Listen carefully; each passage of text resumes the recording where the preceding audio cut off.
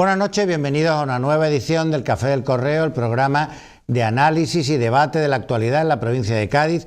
Están hoy con nosotros Manolo Pérez Fabra, Emilio de la Cruz, Enrique Montiel y Rafael Garófano. A ellos les queremos plantear como primer elemento de debate la situación de las murallas de Cádiz. Como saben ustedes, hay varios problemas en varias partes del lienzo de la muralla. El subdelegado del gobierno ha obtenido fondos para obras de emergencia en el castillo de Santa Catalina.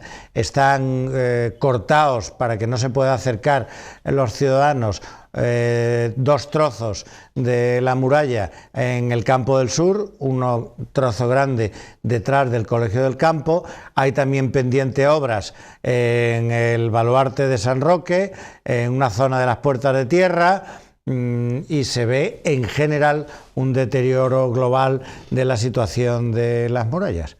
Y como tenemos a uno de los grandes expertos de las murallas de Cádiz, que es Rafael, pues podemos empezar por Rafael. Bueno, las murallas actualmente llevan un retraso de mantenimiento, de conservación grandísimo, ¿no? Y hay un déficit todavía más notable, que es en la consideración de las murallas como un conjunto. No son baluartes sueltos, no es la muralla en esta zona o en la otra, sino es lo que queda de una ciudad amurallada, de un presidio, como se la llamaba en el 17 y en el 18, ¿no? Y hay enormes carencias por parte de la ciudad y todavía más por parte de la Junta y del Estado, y que en parte hay una culpabilidad compartida, porque voy a poner algunos ejemplos, ¿no? Hay pequeños municipios rurales que en su zona de sierra o tal, lo primero que hacen es poner un centro de interpretación, porque saben que muchas veces las cosas se ven, pero sin la interpretación suficiente no se captan sus valores, que pueden ser muchos valores y de mucho tipo, ¿no? Y yo creo que se requeriría un centro de interpretación de las murallas de Cádiz, para poner en evidencia pública y que el conjunto de la ciudadanía tomara conciencia de los valores que eso tiene. Y después la intervención en unas murallas que debían ser, si no patrimonio de la humanidad, pues tener un nivel de protección muy alto, y que el Estado lo asumiera en su importancia, ¿no? Las murallas de Cádiz tienen dos aspectos, ¿no?, por simplificar. Uno es aquel elemento arquitectónico que va del suelo hacia arriba. En ese aspecto nada más que habría dos tramos que son los dos tramos que han quedado. Uno es las Puertas de Tierra y otro es la muralla de San Carlos. No van desde el embate del mar hacia arriba, sino desde el suelo hacia arriba. Desde el baluarte de Santa Elena, a la derecha de las Puertas de Tierra, se derribó hasta la muralla de San Carlos, ¿no? Esos dos, la conservación es mucho más fácil, tienen mucho menos el embate del mar, pero habría que estar encima para embellecerla, porque son... Yo, cuando he dado alguna conferencia o tal, yo lo que quiero muchas veces transmitir es que el valor de la piedra de la que está construida la muralla, es decir, esas piedras están sacadas de debajo del mar, de los rompeolas, es mar puro. Y yo no sé si habéis visto, cuando vienen forasteros o turistas, se acercan a las piedras y la tocan con la uñita, viendo el componente geológico que tiene, que es absolutamente marino. Son trozos de mar petrificados, es una cosa preciosa, ¿no? Bueno, pues esos 2 tramos es más fácil de conservar. Y el resto, en la historia nunca se había podido con ingeniería frenar la fuerza del embate del mar, de ninguna manera. Era una ruina, ahí se ha echado doblones de oro y los dineros de la corona a expuertas y no había manera, hasta que no llegaron los bloques de hormigón.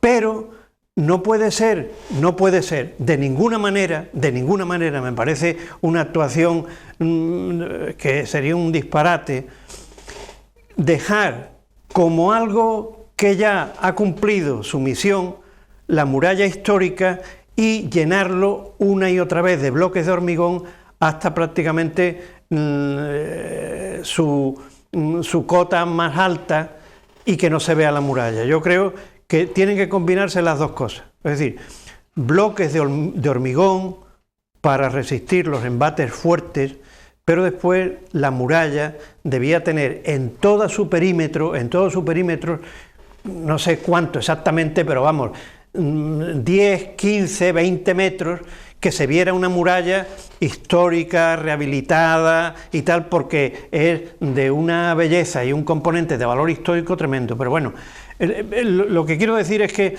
debía haber una unidad de criterio en las administraciones, porque aquí lo que se está viviendo es la reivindicación partidista y lamentable de uno: arréglame la muralla, no te la arreglo el año que viene, hago un plan, no le pongo financiación, cuando le pongo financiación no tengo la liquidez para las actuaciones. Eso no puede ser. Es decir, que la muralla de Cádiz debía de tener una... ¿Alguien se imagina que no tenga un plan de conservación el acueducto de Segovia? Bueno, pues el acueducto de Segovia en Cádiz es las murallas de Cádiz, sin parangón. En muchísimos kilómetros de costa es una ciudad amurallada modelo, ¿no?, de un valor extraordinario.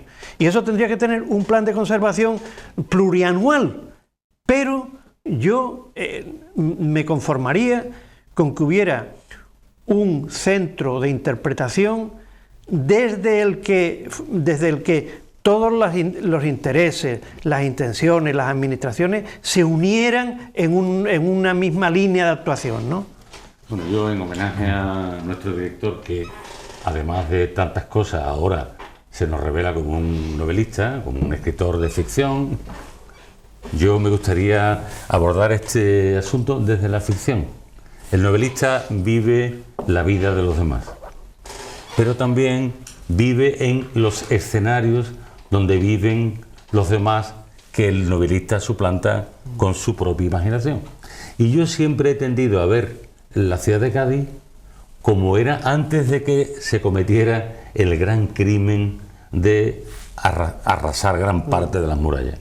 Porque quiero pensar cómo sería la ciudad de Cádiz hoy, bien ordenada, como dicen los arquitectos, con todas sus murallas. Sería una verdadera maravilla, una joya. No habría que ir al Adriático para ver alguna ciudad del Adriático donde hay... Dubrovnik, por ejemplo, ¿no? Por detrás se quedaría en todos los sentidos. Exacto. Respecto a la muralla de Cádiz completa. Por ejemplo. Bueno, pues yo tiendo a ver del mismo modo que tiendo a ver también una bahía de ciudades o pueblos como Puerto Real, el puerto de Santa María, la isla de Chiclana, con sus calles blancas, sus casas ordenadas, con sus cierros, de las cuales todavía se puede ver. Es decir, que yo he intentado siempre ver lo que queda de el entorno de la bahía que fue hace 150 años, ¿no? Y realmente siento una gran pena. Es decir, nosotros todos los que hemos heredado los que pudimos haber heredado, mejor dicho, aquella ciudad con ese entorno de la bahía, hemos heredado lo que hemos heredado. Es algo terrible. El hombre es malo no solamente para el hombre, no es el hombre es lobo para el hombre, sino es que mata lo más hermoso. Es que tiene un sentimiento como autodestructivo. Es decir, que los gaditanos hayan permitido que se derribaran las murallas en vez de haber protegido, como ha dicho, con una ley de máxima protección, y que hoy todos nosotros pudiéramos disfrutar de una ciudad como era ese Cádiz, me parece. Por lo tanto, me gustaría formar una especie de cofradía de predicadores y ofrecernos, sin trincar, por supuesto, al alcalde de Cádiz que hay ahora o el que venga luego, si viene otro, para que vayamos a donde haya que ir, para contar a la gente lo que esto ha sido y pedirles ayuda para que lo que está pasando, porque es que aquí hablamos, Rafael ha hablado de este paño, de aquel paño, pero bueno, ahora mismo hay aquí una parte de la ciudad y de su recinto murado que es extraordinario, que es el castillo de San Sebastián. Eso es lo que está peor de todo. Y Santa Catalina, que se está resquebrajando. Eso es lo que está peor de todo. Y me parece algo verdaderamente, oye, habrá que ir a los sitios, llamar a todas las puertas y hacer todos los amigos que haya que hacer por España para evitar que eso ocurra, que el castillo de San Sebastián, que el de Santa Catalina o los paños de muralla, que están ahora mismo sufriendo incluso una presión, como comentaba antes del programa con Rafael, una presión interna que está desplazando hacia afuera la muralla por construcciones que se han hecho a lo mejor indebidamente, y desde luego, hombre, algo hay que hacer, porque no se puede permitir que sigamos destruyendo un patrimonio tan extraordinario, ¿no? Bueno, entonces de tu ficción volvemos a la realidad, porque evidentemente... Pero tú no tienes prejuicio contra la ficción. No, pero hombre, es que no es ha hablado el experto, y tú ahora hablas de la ficción, digo, volviendo a la realidad y estando absolutamente de acuerdo en lo que plantea y lo que dice Rafael por su conocimiento del tema. Está claro que esto es un tema de patrimonio histórico nacional, y entonces esos son los temas que a veces se están debatiendo de otros, de que si la competencia o no la competencia, eso lo tenía que tener clarísimo patrimonio nacional, porque igual que decías tú que está el acueducto de Segovia o 20 cosas más, pues nosotros tenemos las murallas, y eso entiendo, incluso yo creo que será hasta incluso más barato que haya un plan permanente de mantenimiento en condiciones, debe ser infinitamente más barato que cuando llegan alarmas de este tipo.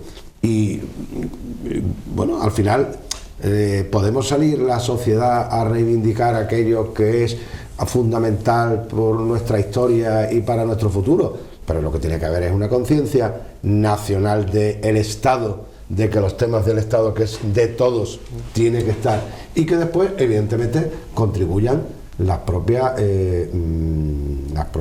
administraciones locales o regionales. Hay muchas de ellas que lo hemos hablado aquí unas veces, y ahí me voy a lo que tú estabas comentando ahora, el castillo de San Sebastián, que muchas veces lo que hay que hacer es un mantenimiento con un acuerdo de explotación con empresas externas, y no tenerlos ahí absolutamente sin hacer nada, y lo que va es un deterioro que al final lo que llega el Estado con sus presupuestos es que al no estar organizados pues llegan a situaciones que tienen que trabajar nada más que en pagos de emergencia, sí, que al final se intenta conseguir la salida de concurso por emergencia para solucionar el tema. Y afortunadamente, digo una cosa, afortunadamente hasta ahora eso se ha podido solucionar sin ningún drama.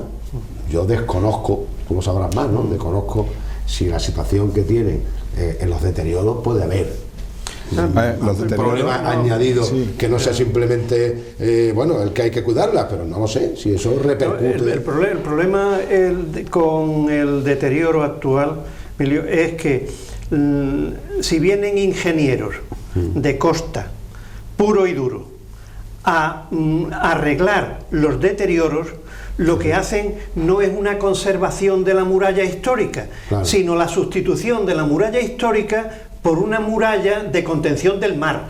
Porque claro, toda la parte que está detrás de la catedral y el Campo del Sur, esa es una muralla de contención para que Cádiz como ciudad no desaparezca. Eso lo tenemos que tener claro.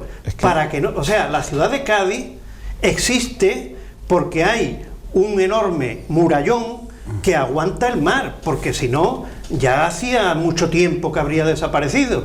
Claro. Porque el talud de terreno ese ha sido comido por el oleaje durante siglos hasta su desaparición.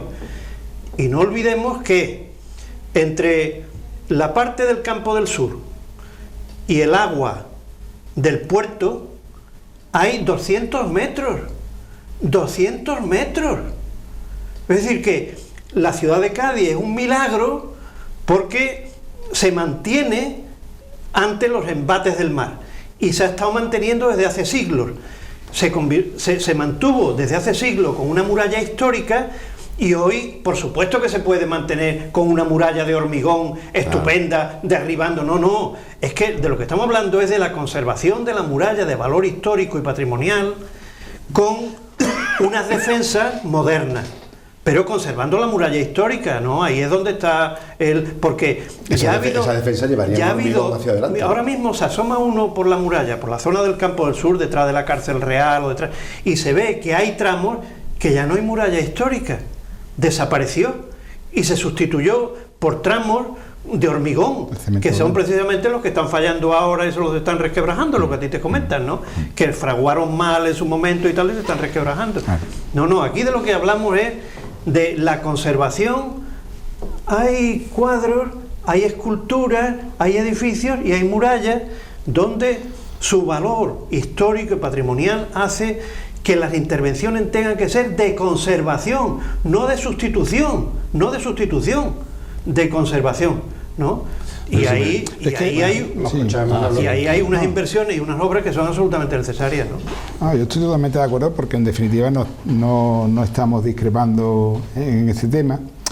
Son dos facetas o dos parcelas, como indicaba Rafael, es decir, la inmediata, que es el arreglo. Yo, como usuario de alguno de los parkings subterráneos que hay en ese entorno, el de Santa Bárbara o el del Campo del Sur, es decir, está claro que ahí está habiendo problemas de filtración tremendo de agua, es decir, que eso es el tema inmediato, y eso sí hay que resolverlo. O sea, que cualquiera de los que usen esos parkings se puede dar cuenta realmente del grado de humedad y de penetración del agua que está habiendo, ¿no?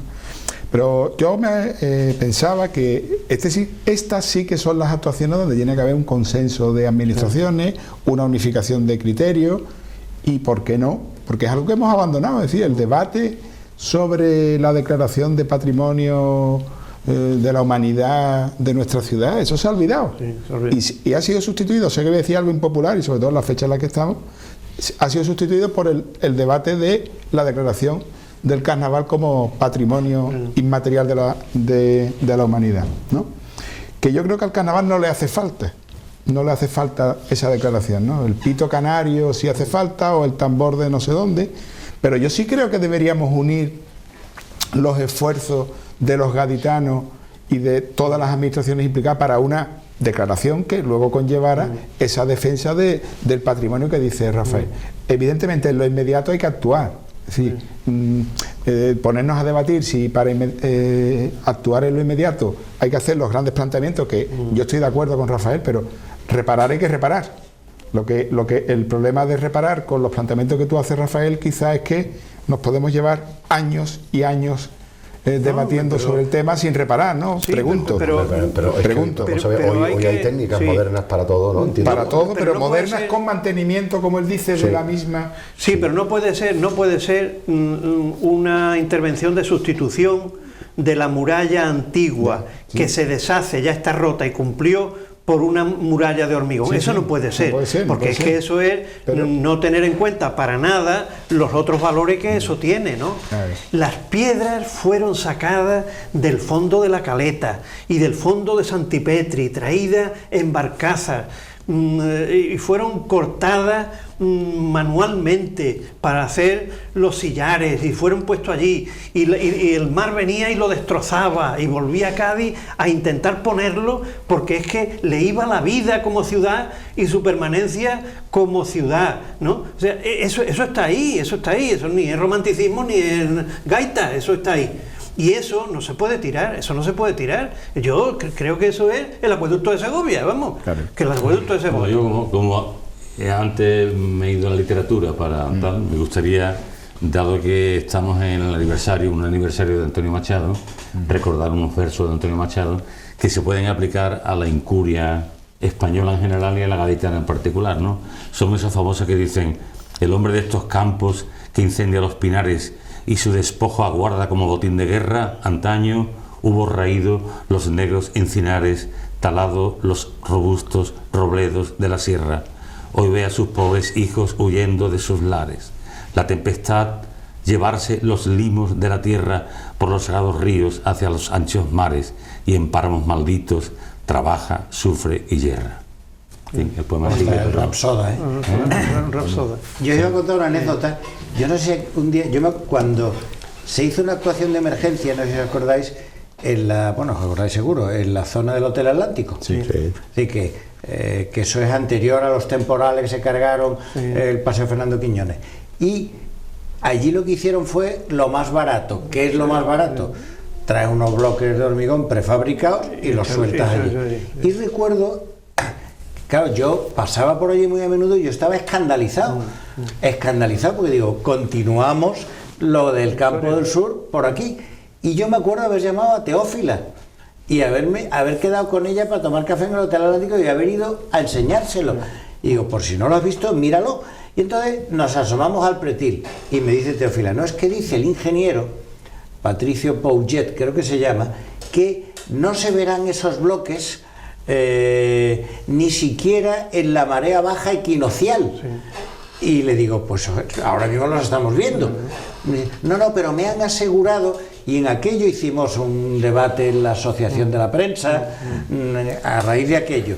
Eso provocó que los periódicos bajaran allí para entrar en el boquete que se había creado y tal. Y al final, si pasáis por allí y miráis, veréis que ni de coña en la Sepulta del Mar allí siguen estando. se ven en la marea viva, en marea alta, equinoccial, se ven en la alta. Julio Malo de Molina dijo una vez en un encuentro que tuvimos aquí que si se pusieran los bloques alrededor de Cádiz, pero no inmediatamente pegan las murallas, esa es sino pasar una idea que es como unos metros más para allá, para que batiera el mar. Unas decenas de metros. Es que hay una zona de muralla donde ya hay construida una zapata, una zapata de hormigón. Entonces, puede haber, por supuesto, defensas de la zapata. Claro. No, porque es que la fuerza del mar es tremenda, ¿no? Claro. Y estamos en una época de cambio climático, claro, esto no es lo que era tampoco, es peor. Efectivamente, pero nunca olvidar el valor histórico patrimonial de la muralla histórica, que es otra cosa, ¿no? Que no es la mera contención del mar. Eso lo fue en su día lo construían como mera defensa, pero claro, ya hoy no, ya es como una catedral o una gran iglesia que se construye, pero con el paso del tiempo, de la cultura, de la secularización, se desacraliza. Bueno, pero aquello es un monumento extraordinario. Claro. ¿Qué pasa? ¿Que porque el uso ha cambiado eso se tira? No, pues igual. Bueno, pues vamos a hacer un receso y volvemos en un momento.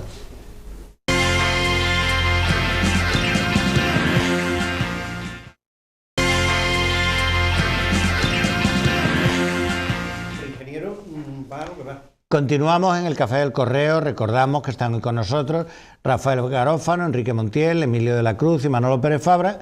Queríamos plantearles a ellos como elemento de debate el periodo electoral. No sé si hace falta dar algún elemento, pero bueno, es decir que la semana que viene, creo que el día 5, es cuando se disuelven las Cortes.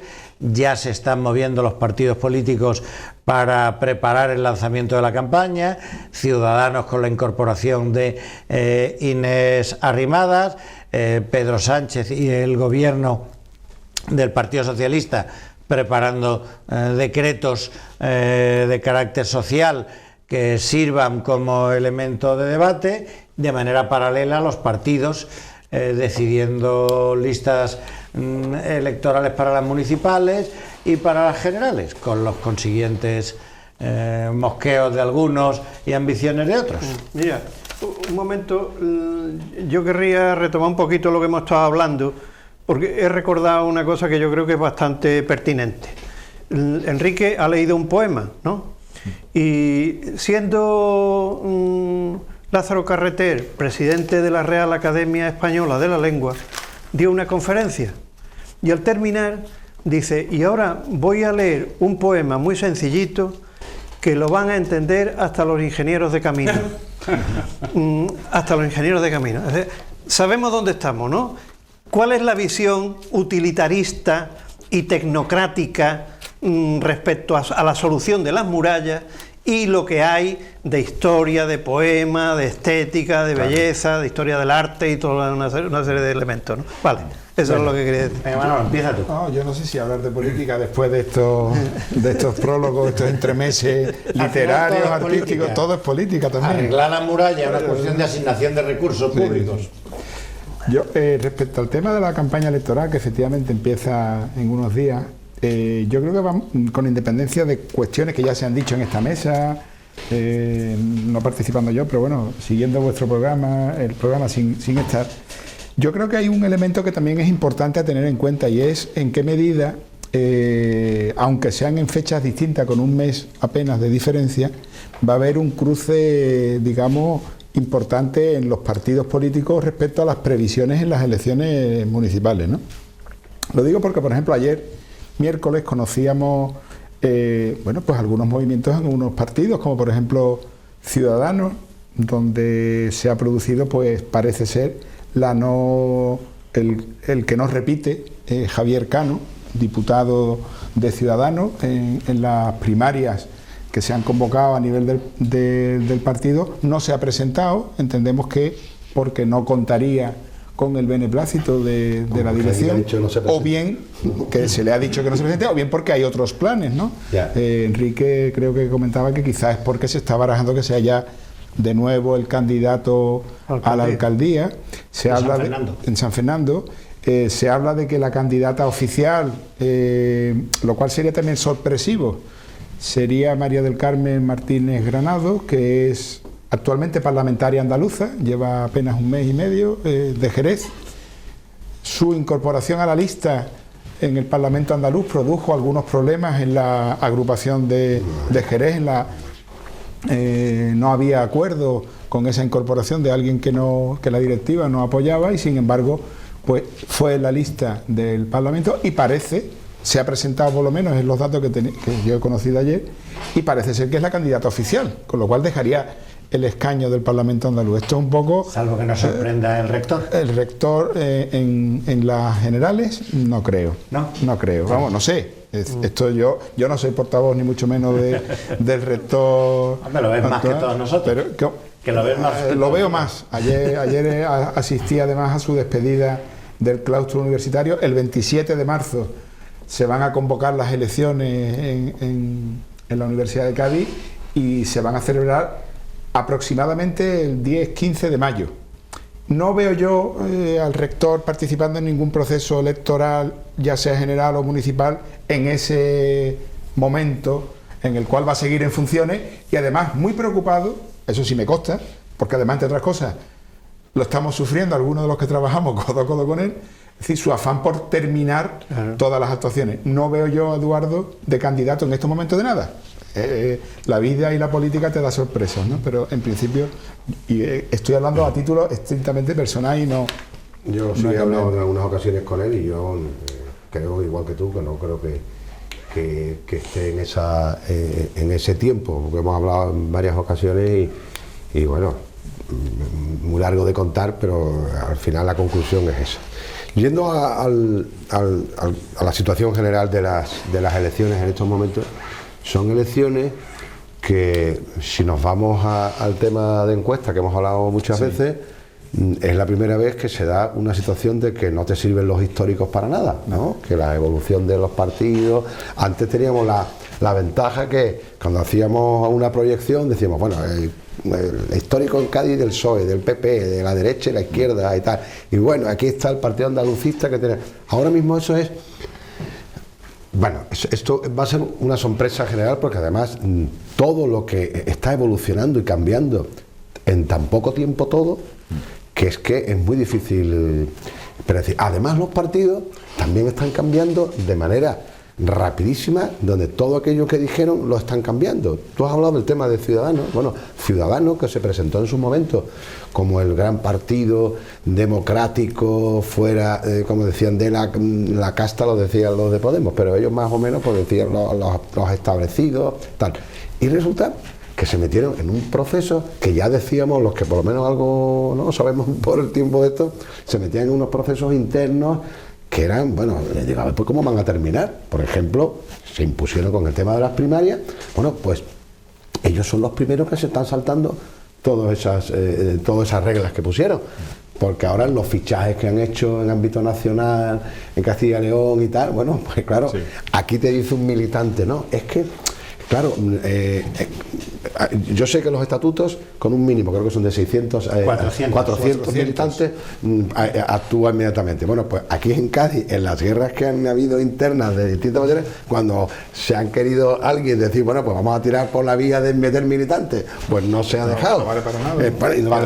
No vale para nada, porque al final, hoy en estos momentos curiosísimos, es curioso que en estos momentos no hay, pero vamos, ni en Cádiz, ni en Córdoba, ni en Sevilla, el candidato que está no es capaz de decir que va a repetir, sí, aunque sea el mejor del mundo, no es capaz. Por lo tanto, los partidos nuevos se han dado cuenta que con tanta novedad y con tanta innovación no se controla el partido y se vuelve a la antigua usanza. Y donde sí, perdona que te interrumpa, Emilio, donde sí creo que vamos a asistir a ese tema de el fichaje de afiliados para que te voten y tal y cual, es precisamente en el último partido que ha empezado a jugar la partida, que es Vox. Claro, pero hay una movida muy gorda. Ya han suprimido las primarias. Claro. ¿La han suprimido? Claro. Es que ahí va. Militarizado es que ahí va. No, es que precisamente ahí va. La situación que he vivido en Ciudadanos en algunos sitios por contactos que he tenido, la preocupación es de la gente que llega y dice, bueno, pero entonces, ¿esto de qué vale? Porque aquí estamos un montón de gente entrando, haciendo, trabajando, y al final es lo mismo que todos los partidos. Vamos, mucha directriz para que los militantes y aquellos que quieren ir, pero que nosotros no tenemos claro, estén trabajando, mucha comisión de muchas cosas para tenerlo entretenido, para al final el partido va a poner lo que quieras. Vox, que ha sucedido lo mismo, y estábamos comentando antes que en Cádiz hay ciudades que están en un nivel de casi 2 afiliados por día subiendo, claro, y además sin estructuras todavía consolidadas. Yo creo que han hecho correctamente, vamos, y además, como afortunadamente en el caso de Vox, en eso no tienen ningún pudor, pues han dicho claramente, de primarias nada, se suprime, incluso han cogido una empresa de servicios externos y de cazatalentos y de tal. En definitiva, al final, todos los partidos y donde vamos, y ahora vamos a ir a la crisis que ha tenido Podemos. ¿De qué ha sido la crisis de Podemos al final? De un caudillismo, que el Pablo Iglesias ha instalado de tal manera que hasta ha querido hacer con su propia casa un referéndum interno para seguir. Entonces, todo eso al final, ¿en qué desemboca? Que todos los partidos están iguales y van a poner los candidatos que consideran la dirección que manda en el partido, que es la nacional. Por lo tanto, y ya con esto termino, llegando a la situación que tenemos aquí, el poquísimo tiempo que hay, evidentemente va a haber unas circunstancias muy, muy complicadas. ¿Qué ocurre? Aquí la única manera de acabar con la izquierda definitivamente, por 20 o 30 años, es que fuera capaz la derecha de explicar en todas las circunscripciones qué hay que hacer útilmente en esa circunscripción, porque si no puede ocurrir que al final no se llegue a la mayoría. Aquellos, está claro, ¿no? Oye, aquí es una circunscripción pequeña que como los votos se vayan y se dividan, no se saca. Eso es muy difícil que se haga, pero es la única manera, porque si no va a ser un pequeño desastre. Yo creo que lo que vaya a suceder va a ser objeto de estudio por los sociólogos, los politólogos, porque se pueden dar los demóscopos, se pueden dar resultados muy curiosos, porque si la elección es municipal, el electorado le pone la lupa más cerca que cuando la elección es general, ¿no? Es como si dijéramos, cuando las elecciones nacionales, ¿no? Bueno, pues estamos en otros principios, como más en otras ideas, ¿no? Como la caza o los toros, no. Sin embargo, este va a ser concejal. Sí, lo conozco yo y conocí a su padre y conozco al hermano y a la prima y a la cuñada. Mira, pues pues mira, pues y ahí van a influir menos el partido. Pues yo creo que no, fíjate, creo que no. Aunque soy partidario y creo que eso así en la normalidad, en el momento que se ha dado en poquísimos meses que los partidos grandes atemorizados y los pequeños están ganando los debates, o sea, Vox ha ganado el debate de la economía, ha ganado una serie de debates. Tienes razón, medios. Fernando, está venido arriba. Bebe agua. Claro, ha ganado una serie de debates. Bebe agua. Tienes razón tú, se ha venido arriba. Pero completamente, pero déjame terminar, que hablo poco. Que no paras, un loro. Bueno, pero si es que no me dejáis, después no se entera la gente lo que quiero decir. Sí, yo qué hago, y habla tú. Cuando se dice, mira, las encuestas que hay aquí, por ejemplo, que han salido en La Voz de Galicia y tal, y en otra en El Mundo este domingo, en el que se dan unos bloques importantes para Vox, y claro, la gente dice, no, esto es una locura. Digo, no, vamos a ver. Si el Partido Popular ha tenido 180, ha tenido mayoría absoluta a la derecha, es lógico que se está dividiendo tanto que puede haber esos bloques tan grandes. Con el apoyo de los medios de izquierda. Bueno, mira tú. No, yo para acabar, perdona, para acabar. No, pero si se lo has dicho antes también. No, has terminado ya. Bueno, yo quiero. ¿Has visto que en este programa tampoco hay la democracia? En bolivariano, en bolivariano. Me gustaría contarle a nuestra audiencia, ¿no? Pero no lo dejo. Me gustaría contarle que nosotros antes, fuera de pantalla, digamos, ¿no? Hemos estado hablando del caso del rector, ¿no? Que Manolo ha desmentido, pero que yo no he desmentido nada, que desconoce. Yo pensé que lo había desmentido, a lo mejor es que no me he enterado bien. Bueno, lo cierto es que, porque a los comentaristas nos gusta comentar cosas como esta. ¿Por qué? Porque, en cierto modo, expresamos como un deseo. Es decir, nos gustaría que una persona como el rector, que ha hecho tan buen trabajo como rector y que está adornado de unas características personales, un hombre dulce, educado, correcto, competente, tal, pues sea alcalde de Cádiz. ¿Me explico, no? Eso es lo que yo he intentado decir cuando Emilio, que está arriba del todo, me ha saltado con el tema de Vox, que Vox tendrá que mirárselo muy bien. Pero no le pulses el play. Bueno, no le pulses el play. Continúo con mi argumentación. Entonces, lo que yo veo es eso, que se puede dar un resultado en las locales y en las autonómicas incluso, aunque ya también en las autonómicas ya nos retiramos el objeto de la lupa, ¿no? Con las nacionales. Y aquí es donde está todo el lío formado. Porque, por ejemplo, si tú tienes el chip puesto en las municipales, ¿no? Y tienes vigente los últimos datos, que son muy sorprendentes, vamos, que se haya pasado en San Fernando, por ejemplo, de 100 y pico de votos de Vox a 5.000 y pico, o en Jerez, o en Cádiz, es algo para... Es que está hablando de Vox, ¿eh? Bueno, claro, hay que hablando de Vox. Hay que hablar de todo, Emilio, ¿no? No, es que a mí no me dejan. Pues yo no estoy en ningún centro sanitario.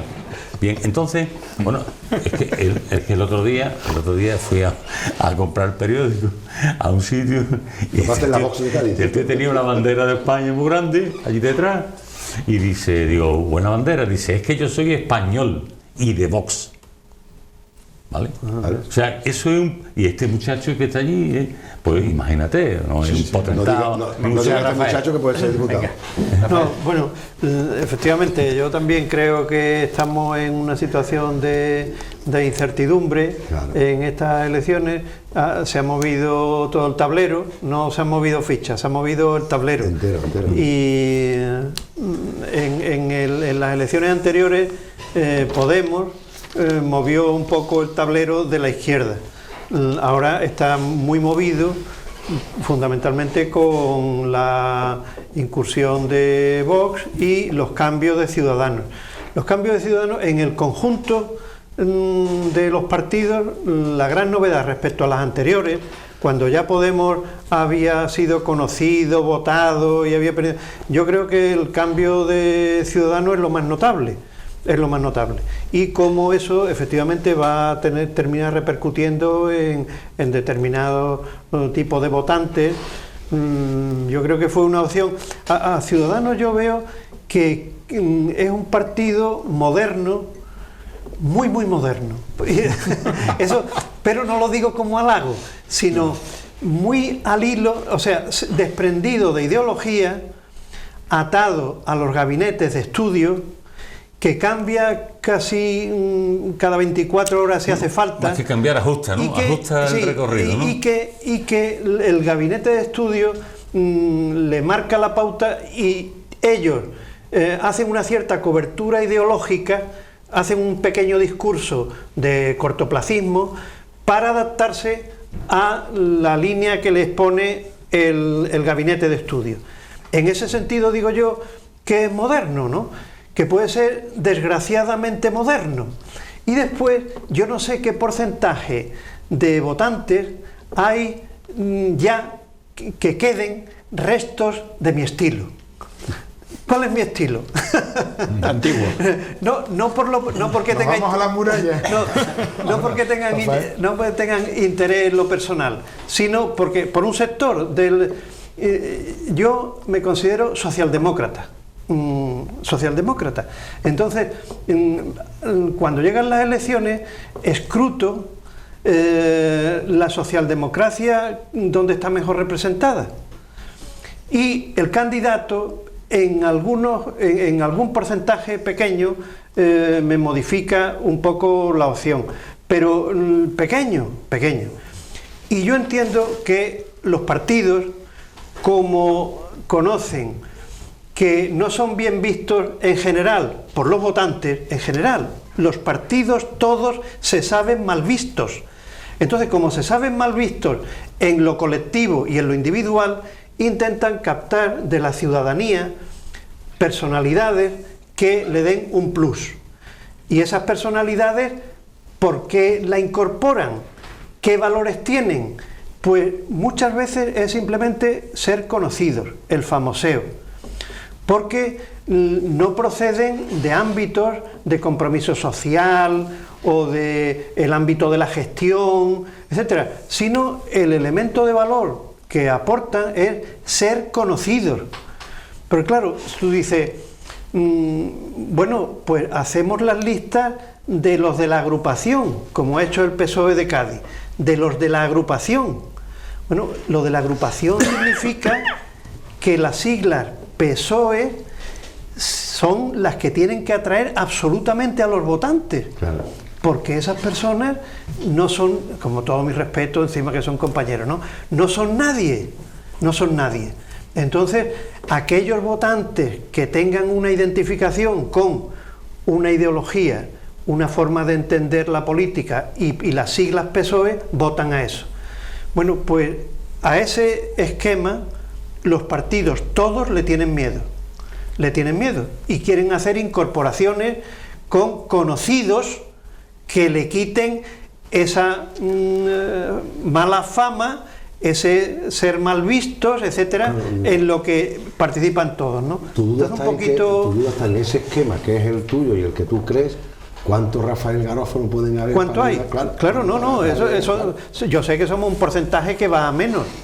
No, pero está claro que lo que dice, ¿verdad? El caso de Pepu, el del baloncesto, conocido como un buen entrenador de baloncesto, pero no por su trabajo político.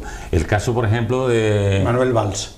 Manuel Valls, que es un tipo que nada menos que viene de Francia, donde fue primer ministro, evidentemente. Yo creo que se ha equivocado, un ciudadano, pero de todas. O el caso de... Es lo que dice Rafael, que yo creo que el caso de Ciudadano, que es el que lo está haciendo, aunque el PSOE seguramente va a dar también algún chancletazo por ahí, ¿no? Pero yo creo que lo que están haciendo es, los gabinetes de estudio están diciendo, Guillo, no primaria en Vox, sino una empresa de selección de personal para que no se te cuele nadie. O bien, búscate a alguien del mundo tal y lo pone aquí o tráete arrimada a Madrid. O sea, eso ha sido de las operaciones más complejas que se han hecho este año. ¿Estás contento, no, Enrique? No, vamos a ver. No, con el tema de arrimadista, ¿no? Tú eres arrimadista. ¿Arrimategui? ¿Arrimategui o arrimadista? No, de Arrimategui. Mira, el caso de Arrimada, yo creo que el caso más... Porque esta señora era la oposición al independentismo en el Parlamento y en la política catalana. Hacer ese pedazo de cambio y traérsela a Madrid... Bueno, yo te digo una cosa. A mí el cambio, ponerla de número uno en Barcelona, ¿no? El cambio de Ciudadanos a mí, yo después me analizo y me ha dolido más de lo que yo me creía, Claro. porque yo podía ver en el horizonte un acuerdo Ciudadanos-PSOE muy mayoritario, muy amplio, que no Pero con tuviera Pedro Sánchez no es posible. con lo suficiente para hacer cambios de legislatura que aislara a los independentistas, que no contara para ellos para nada, que hubiera planteamientos nacionales, etcétera. Rafael, pero la fiabilidad de Sobre Pedro todo, Sánchez cuando en se esta veía, historia no es posible. no, pero cuando se Con Pedro veía, Sánchez no es posible. cuando se veía que Podemos iba en la deriva, que iba bajando, ¿no? Yo veía ahí una expectativa de un centro izquierda muy amplio, muy amplio. Los padres de Ciudadanos y de los fundadores están en tu línea, Rafael. Pero se abandonó es decir, aquello. gente como Albert Boadella, como Félix Azúa, etcétera. Pero mira, ¿cómo han hecho un manifiesto precisamente en contra El de esa obstáculo es Pedro Sánchez. Y de hecho la presidenta del PSOE Ciudadano ha ha dicho escrito ni una Pedro carta a Sánchez Ciudadanos. ni Partido Socialista. pero Ha vamos dicho a las ver, dos cosas. Bueno, claro, en este momento... Sánchez, ¿por qué? Ni que fuera un ladrón. Pero vamos a ver. Un violador. No, porque no es de fiar. No, pero vamos Para a ver. esta gente no es de fiar. Mira, pero Para esta gente, vale, te iba a decir, porque son como todos los políticos. No, para esta gente no es de fiar. Es decir, ¿Cómo yo- está cambiando todo? Que yo, vamos, porque he visto el programa hoy anterior recogiendo las cosas, que yo me posicioné en contra de la salida de Arrimadas de Cataluña, porque entendí un poco el discurso que hemos tenido aquí. Pero sin embargo, la vi en la Sexta, que le hicieron una entrevista, no sé si la llegasteis a ver, a Sí, Arrimadas. yo la he visto. Bueno, yo dije, pues mira, cambio. Yo ahora cambio. Porque la verdad. Liviana. No, me encantó. O sea, quiero decir, que el que haya venido al ámbito nacional me parece bien. O sea, yo creo que ya está dando una imagen muy light, muy veleta Rivera, y yo creo que han reforzado clarísimamente, porque la que tiene, vamos a ver, ahora mismo aquí, la que realmente le ha ganado al independentismo ha sido ella, que la verdad es que con la situación que hay no es culpa de ella, es que se tenía que haber metido en la cárcel ya a toda esta gente y haber abierto Claro, el es que los Parlamento. discursos, Hay un factor. los discursos que están teniendo ahora los partidos es no solo para arrebatar votos al otro, sino para que no se los arrebaten a él. Pero yo me imagino una posición postelectoral diciéndole Ciudadanos al PSOE, no votar con los independentistas, y diciendo el PSOE, pues claro que no, yo quiero votar contigo, tener un acuerdo contigo, para eso ni mirarlo siquiera. ¿Y por qué no lo dice? Pues ni mirarlo ¿Y por qué siquiera. no lo dice? Porque vienen ahora los votos. ¿Cuántos votos pierdo yo si digo eso? claro. Pues los mismos que dice Ciudadanos, que perdería si diría que estaba abierto a un acuerdo con el PSOE. Bueno, Aquí es... yo de todas formas creo que ahí se están equivocando, tenemos que ir terminando. porque el camino que había cogido Ciudadanos de recopilación de desencantados del PP lo ha vuelto a asumir en este caso Vox, por lo tanto yo creo que ahí se puede estar equivocando bastante se en el puede estar discurso. equivocando, se puede estar equivocando, se puede estar Y lo equivocando. preocupante, y Termina poco ya. tiempo, sí, es también el papel que algunos medios de comunicación, vamos a decirlo claro, al servicio, digamos, de la izquierda, que tú te querías cargar. Del virus del progresismo de izquierda. ¿Cómo están apoyando a Vox? Es decir, yo me quedé un poco alucinado cuando en el posible debate que se está promoviendo desde La Sexta y Lo hicieron tal, con Pablo Iglesias en el anterior, que tampoco era incluir a Vox, es decir, yo no lo entiendo en ese debate. Eso se llama A ver, Yo sí lo entiendo. Departamento de dedicatorias. Bueno, yo a la familia Ahumada de la Flor, que bueno, uno de sus hermanas está un poco pachucha, que nos mire desde aquí, pues un abrazo. A la familia Pastoriza, que en breve los veremos, porque iremos a verlos, y en especial a mi buen amigo Hernán Díaz Cortés, que nos sigue bastante y que hace tiempo que no le mando recuerdos. Desde aquí un fuerte abrazo y admito, como siempre, Hernán, tus críticas. Bueno, pues damos por terminado el Café del Correo esta semana. Agradecemos a Emilio de la Cruz, a Enrique Montiel, a Rafael Garófano y a Manolo Pérez Fabra sus opiniones y sus comentarios. Les agradecemos a todos ustedes por habernos prestado atención y nos vemos dentro de una semana en un nuevo Café del Correo.